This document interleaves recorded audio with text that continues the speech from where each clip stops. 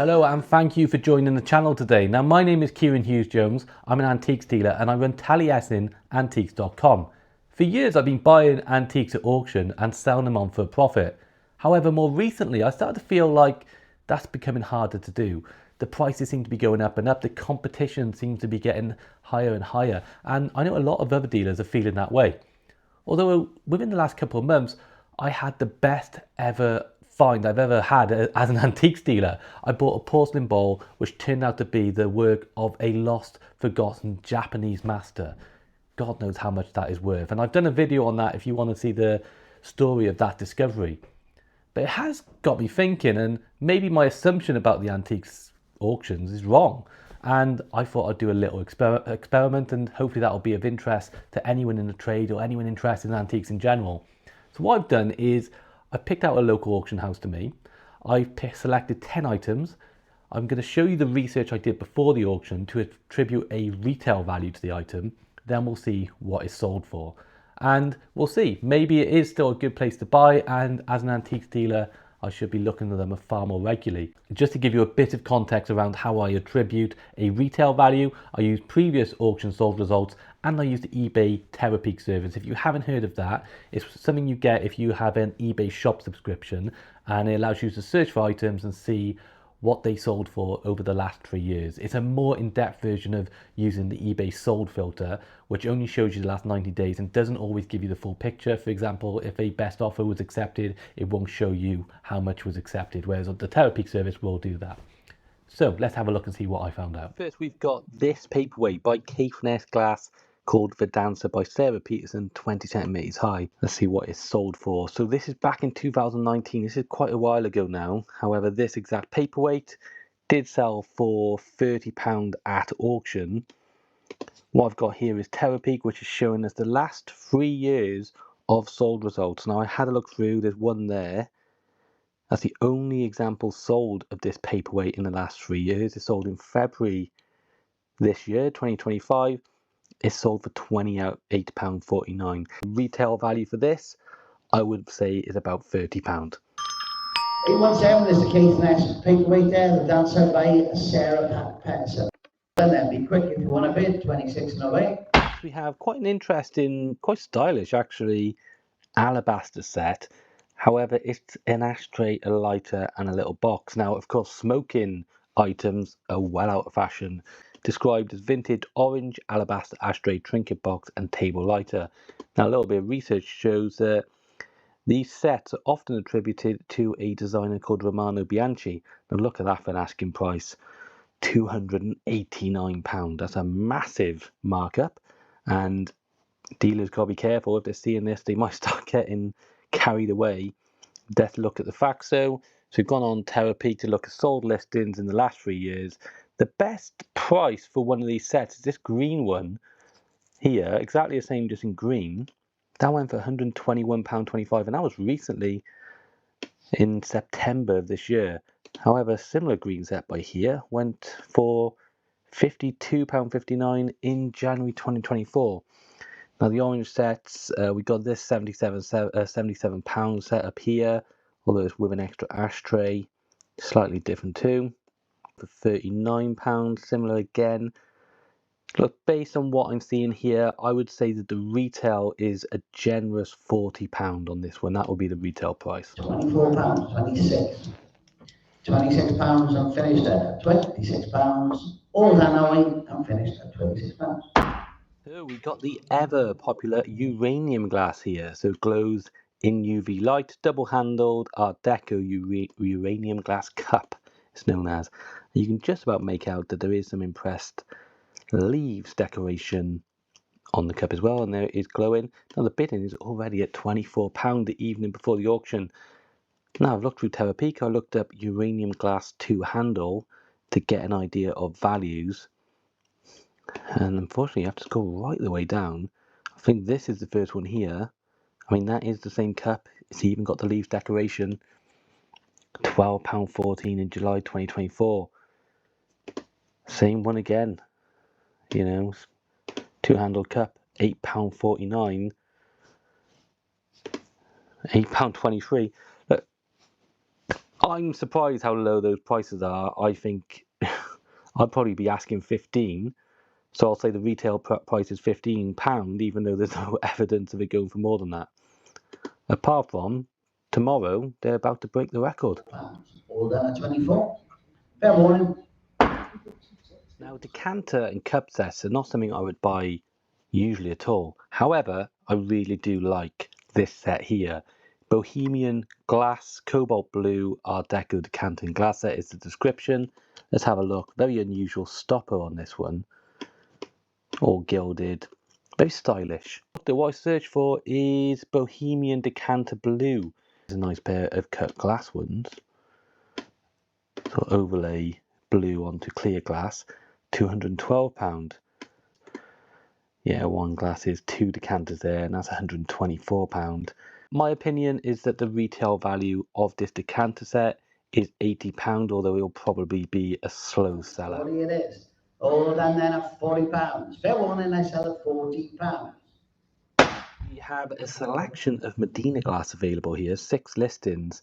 We're going to focus in on these two. So you've got the tortoise shell vase there, and they're quite long, with a long stem there, orange, kind of like a web design with the blue. So tortoise shell and art glass. It says Italian, Medina's Maltese. It does say it there, but clearly just a mistake they made. Look at the Medina tortoise shell first of all. Price is starting at £75 for a couple of pieces there. Let's get the single ones and see if we can find a similar shape to the vase that's up for sale. I guess it's like that one. Yeah, that looks about right. That's over £28. And then I did a search for just orange, or did I say red? I put red. See if we can find the one with a long stem. There we go. That's it, isn't it? And that was £29. Thought it'd be more than that. Okay, so I'd say the retail value on these two items combined is about £60, £60 to £65. £42. Now, I'm not great with gold. However, I thought it'd be worthwhile just doing a check-in and see how that sells at the auction. Got a 9-carat gold cross with hallmarks and a gold Virgin Mary confirmation pendant, which tests as gold. So let's just assume, I think you have to assume it's 9-carat as well. Grams 2.9. Check Bojangles, which is a jewellery shop which updates gold prices that they pay £34 per gram. That makes it £98.6 worth of scrap gold here. Now, just based on the scrap value, we have to just say that the market value is going to be, £98 to £100. Same with silver. This is a nice little silver basket. It's an antique one, Birmingham 1907 by EF Branham Limited in Birmingham. It's 26 grams. Now, all I want to know is if things are going above their scrap values for silver. Live scrap value from charles.co.uk shows current of £1.25. That would make it £32.50 in scrap silver, so we'll see how that sells. £32. Right, next we have a piece, I actually really like this. Dalton Lambeth. So it's late 19th century, says circa 1900, which is going to be about right. This is known as, I know it as autumn leaves, sometimes it's referred to as natural foliage. The leaves that you see on this were actually real leaves used as part of the process, as part of the design. So it's a really stunning example, really fantastic work. Bit out of fashion though. Now it's got marks on the base. Dalton Lambeth says England there. That's how you can date it to the 1891-1900, based on the McKinley Act, I think it was called, where items had to be labelled with the country of origin. Actually, look up the artist marks if you want to here. So we've got a H and what looks like a double H again to know exactly who made it. A good name can add value. Possible crack on that, to be honest, though. Maybe a line. Don't know, wasn't declared. Let's have a look at values though. So usually you're looking for vases. This is an umbrella stick that went for good money. That's quite an unusual thing. So I went for 214. You've got a lovely pair there. And they were 207. What we're looking for is more a planter or a jardiniere. £119. Similar item. All these will be unique though, so you won't see anything that looks exactly the same. 2023, £119. Here we have another £114 in January this year, so more recent. Yep, similar again, £114. That's just a tiny little bowl, isn't it? A fruit bowl, £100. There's a possible crack in this one. I don't, just based on the image. Yeah, maybe. Maybe not too bad as well, though. Let's just say the market retail price is going to be £100 on this one. Okay, this is a stunning piece now. So the brass peacock or phoenix fireguard. And look at this. This is an absolute stunning example. And there you see amazing brass work there, the fire screen. Now these pull amazing prices. There's one here. I don't know what's going on with that picture. However, it pulled in £315. Very similar. That's a different one. This is again similar. That pulled in £282 back in 2024. What else we got? £257 for the same one again. That was 2024. Well, I'm going to put it down to 90 days because I want to see how they're performing in more recent times. Is that the same? Yes, £243.99 in September. That's different. Well, that go for 167. I'm not sure if there's something to consider with this with size. I don't know the size of it. I think it's fair to say though, like it's probably not antique like this person's put on their list, and it probably is 50s, 60s. They had £126 for theirs. Quite a large variety in pricing on this one. I think the retail price we can fairly say £175, which is probably towards the low end. What you can see, you could push for more, but I think £175 a fair bet on that one, and it's currently at £35. It's quite an elaborate chair. Looks like carved wood. I mean, look at the amount of decoration has gone into that. Two dragon heads handle, armrest rather. You see the back there is all intricately carved. You've got the legs, you've got the motif on the center. There's a lot going on with this chair. They've said Chinese Qing Dynasty, Japanese Meiji period. When you check this chair out, half the people selling them say they're Chinese, the other half say Japanese. I don't agree with the dating. I do not believe this is a 19th century. These are not actually that uncommon. There's loads that are being sold.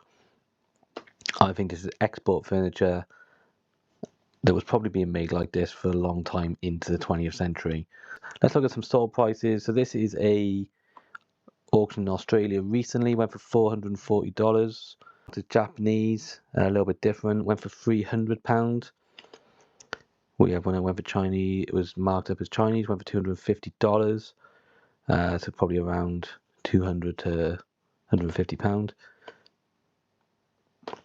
Interestingly, someone's actually sold one as similar and described it as resin. So I do wonder.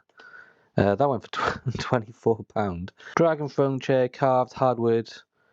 Yeah, I mean, similar thing again, isn't it? Very much similar. What'd that go for? £461. When was that? 2024. Chinese one, similar again, £107. Right, my opinion is that the retail value of this chair is £250. Fair warning. So there we go. What do you think about those results? Leave a comment if you think things went for higher than you expected or lower, or if it was kind of where you expected. A couple of points I'd like to make about the auction before summarising is that the commission price for online bidding was, I believe it was 21%. You have to add that on to every item sold. So whoever bought it would have had to pay an additional 21% to cover the auction commission. And this is a local auction house in the South Wales area. It's not in a well-known, wealthy or highly popular, high population area either. So it's not one of those traditionally you would expect to achieve the retail prices. Dealers would usually consider an auction house like this a great place to go and buy.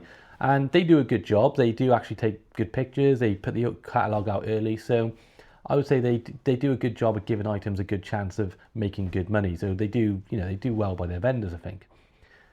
So let's summarize quickly. Gold and silver going for scrap value pretty much. People are buying that, I expect, to speculate on the price going up in futures. So that's, if you're happy to do that, seems like a fine idea. Most items, apart from that, went for their retail value. The uranium glass went above. I expect as a collector bought that because they liked it. And then you had a couple of items which made a little bit of a profit. What I will say is, as an antiques dealer, buying an item for £30, selling them on for £40 is not a long-term sustainable. You will build up costs which will kill that effectively and make your business unviable. As an antiques dealer running a business, you need to be looking at 3 to 4 to 1's profits on every item you're buying. If you're not doing that, then your costs will quickly catch up with you, because this is not a business which is known for high turnover necessarily. Things do take time to sell. There are a lot of factors such as, they're luxury items the majority of the time as well. So you have to be thinking about that. So yeah, a lot of these items going around the retail value, leaving about £20 in there. It's not good for an antique dealer running a business. However, there might be people out there who are still buying to make a profit. If you go on Facebook Marketplace these days, a lot more people have sprung up who are doing that now. Buying items at auction, taking them home and just putting them on Marketplace and waiting for them to sell. They're probably doing it on the side of their full-time job, just as a way of making some extra income. That's happening quite a lot. Anyone can do it. Why not, I suppose, as well. So that is one of the reasons I felt like the prices were going up, because there's now that type of competition out there as well. There were some items that did make what seemed to be a healthy profit. So first of all, you have the Dalton Lambeth. Now I put a retail value of £100. That is if the item was in perfect condition. It did look like there was possibly a crack in that. If there is a crack, and that is how it looked in the picture, then that value will drop considerably, and I would be concerned if I was the person who bought it, if I was a dealer. There's probably not much left in that anymore. You then had the fire screen. Now that was an interesting piece. Mid-century, brass, they called it a peacock, but it looked like more like a griffin. The auction sold results and the eBay sold results spoke for themselves on that listing. There was from £300 down to about £150. They spent £48 plus the commission. That's a healthy profit. That was a good buy. I do wonder if a lot of dealers didn't even look at that, because a lot of fire screens and fire related items are not in fashion anymore, but that seemed to be still pulling in good money. They were recent sales as well. And then finally you had the chair. That was a bit of a dilemma, because my intuition is that chairs like that are not currently in fashion and they are harder to achieve the big money. However, there are recent enough sold results for high values that make you think, well, actually that probably will sell eventually, and maybe it'll take some time. But they spent £70, I believe, plus the commission, taking it up to around £90. I think they'll make a healthy profit on that. It wasn't something I'd be interested in, because I'm not really buying furniture at the minute. I'm trying to buy items that you can just ship. So what did I learn from that? I would say that there is opportunities to buy at auction, more so than I probably realised, and I kind of gave up on them until recently, and I started looking at them again. I had the ball recently. I did actually pick some items up in that auction as I was looking anyway, which I find quite interesting, quite exciting. I'm not going to show them yet because I've got to do some research on them, but I bought one thing from that auction, and it was them, so I'll show you them in a future video. But yeah, I think, look, as a dealer, I'm going to do this experiment again, I think, with a different auction house, one that is, in a more popular area and gets a bit more, is kind of more known, I suppose, in the industry, because I want to see if that's true based on the auction house you go to. But I will say that it's a bit of both. Prices are going higher than I expected on the most part, but there is still opportunity there to make a good profit. The problem is now that you have to sit through pretty much the whole auction. You have to cast a very broad net, take chances on a lot of different items, be very disciplined, and just hope for the best. I wouldn't get too excited. You kind of have to expect now, if you're going to bid as a dealer in an auction, there's a good chance you'll be walking away with nothing, and you have to be prepared for that to happen. Thank you for watching. I do appreciate that. What I would just ask you to do if you are enjoying the channel is to press subscribe. It's free to do. I'm very thankful. I've actually managed to get over 1,000 subscribers now, so thank you to everyone who's done that, and I hope you can join on if you haven't already. You can like the video. You can now hype the video if you're watching on the mobile app. If you select that option, that helps give it a big boost. These are all things that just help me out for making the video. The other thing I would just ask you to do is have a look at my Patreon channel. It's a free channel I'm doing. It's not a paid service. Might do something in the future paid, but not at the moment.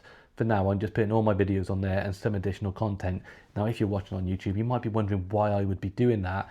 It's because the YouTube algorithm is a bit of a nuisance to deal with. You create a video, you put all the effort into it, you put it on YouTube, and the algorithm can just kill it. They won't even show it to my subscribers. They won't even let subscribers know that I put a video out. So I'm putting everything on Patreon as well. And some more in-depth things which I don't think will perform on YouTube, just to make sure that everyone has a chance to watch it and I don't feel like I've wasted my time and YouTube has just killed my video because it doesn't meet their metrics, whatever they are. So I hope you understand. If you go on the link below, you can join the Patreon channel for free and see all the videos on there as well. Apart from that, please leave a comment. Let me know what you think of the video today. What's your experience with auctions? Do you still think they're a good place to buy, or you find it more challenging? Otherwise, thank you for watching, and I'll see you again soon. All the best. Goodbye now.